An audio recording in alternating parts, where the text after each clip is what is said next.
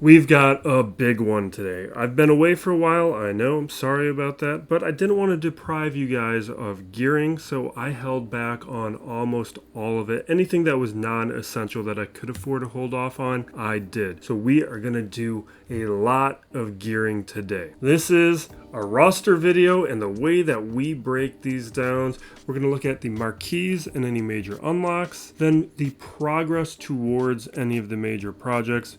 In this case, there's a lot of overlap. They're basically the same things. Datacrons, Omicrons, we can do some of both of that today, and then addressing any other weaknesses or relics or gear that I just might happen to want to handle. From above, you can see we've made some changes, mostly as related to the raid. Most other things we could hold off on, but we have to be contributing to the guild, making progress, learning how to play the raid properly. So that was the bulk of any gearing that I did that I have not been able to record and provide with you guys. So that's the Bad Batch, some of the pirates, but pretty much just those characters, and a lot of the Marquee releases I've been able to slow play. But before we start dropping gear, an overview of our resource hoard.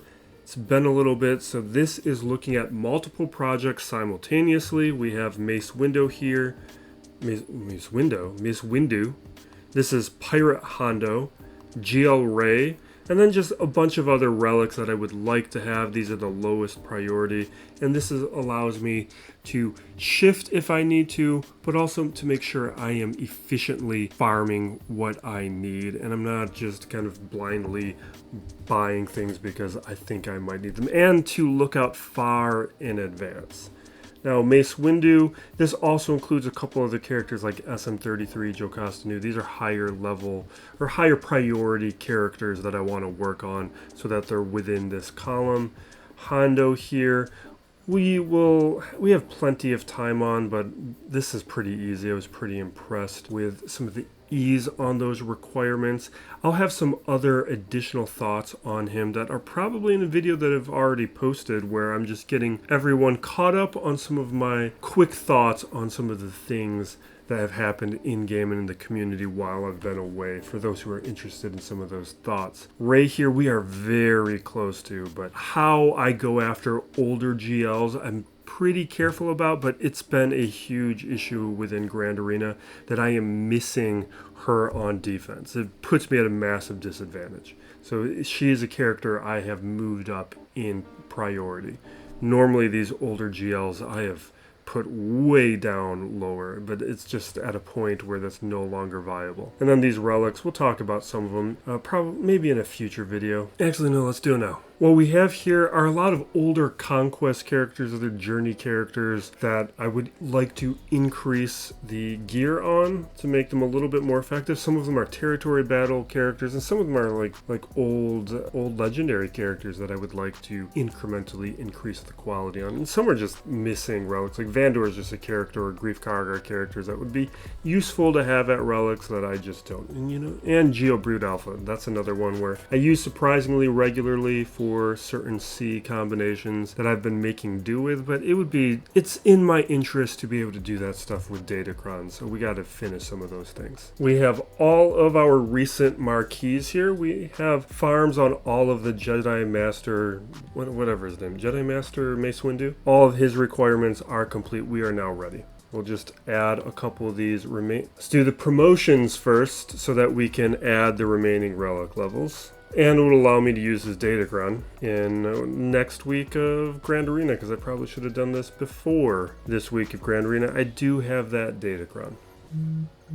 And do we need to do anything else? Probably. Like mods, everything I'm going to have to revisit, but that is good enough for now. What else am I doing? Temple Guard, we need to promote.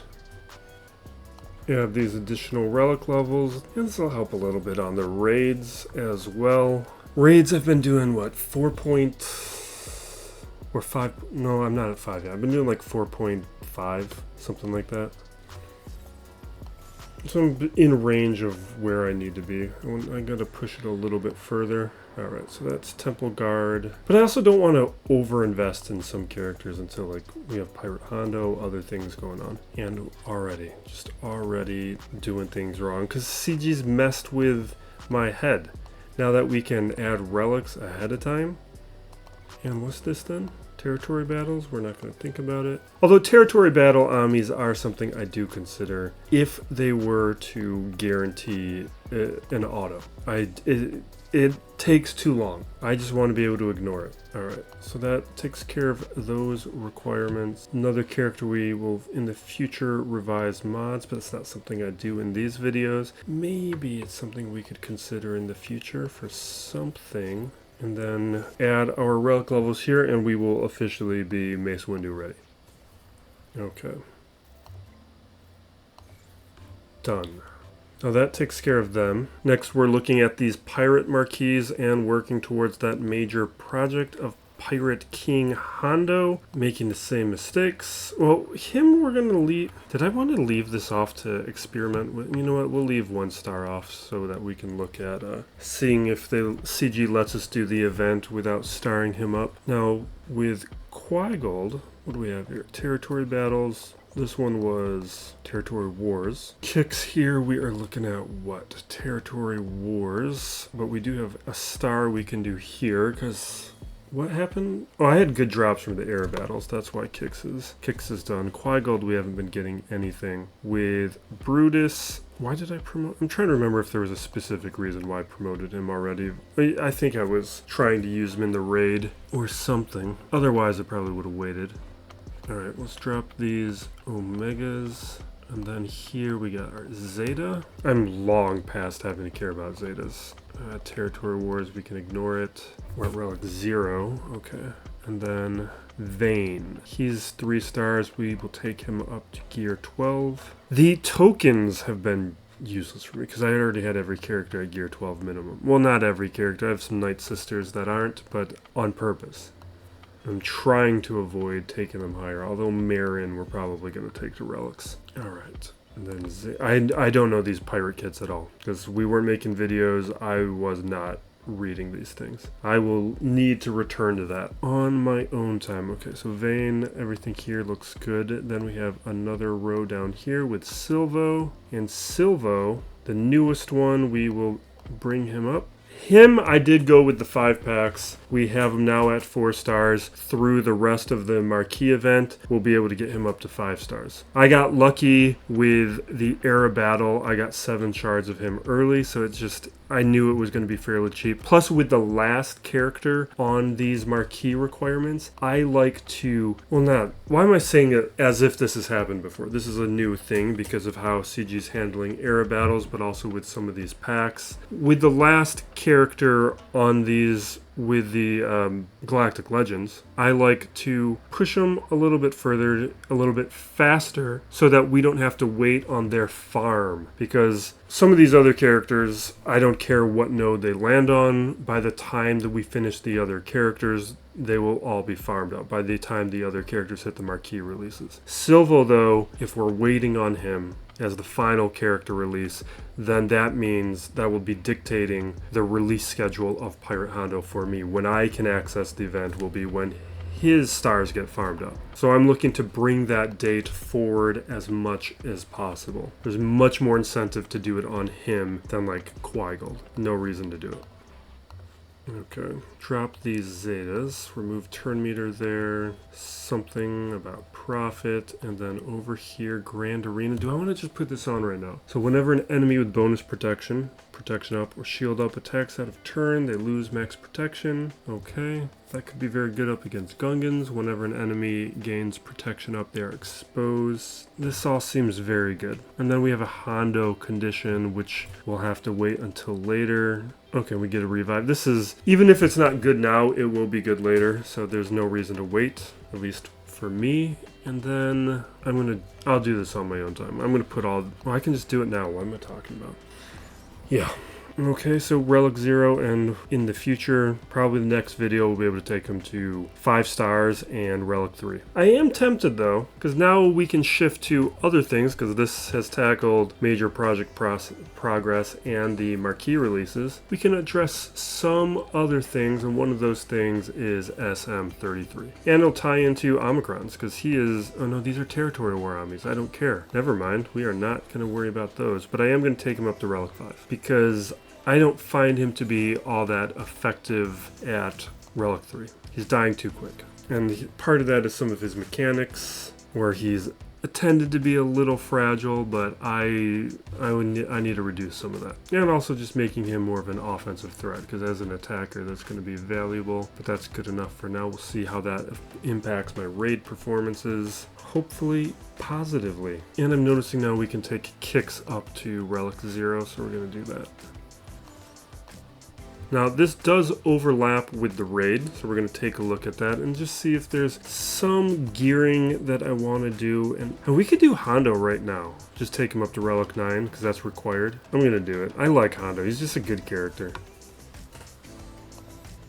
And yeah, he's a good character to prioritize to higher relics. That finishes off him. Anybody else matters? Everyone else is at Relic 5, it looks like. Yeah, we're good. There's future Relic 7s we'll have to consider. You know what? Jocasta knew. She is in the spreadsheet. Somebody we have budgeted for. Do I want to add this Omi? Grand Arena, Jocasta knew, a dispellable buff she has for 1. I don't know. I don't care about that. We're not doing that. But I am going to take her up to Relic 7. Because that, I do think, has a good amount of value. She's just...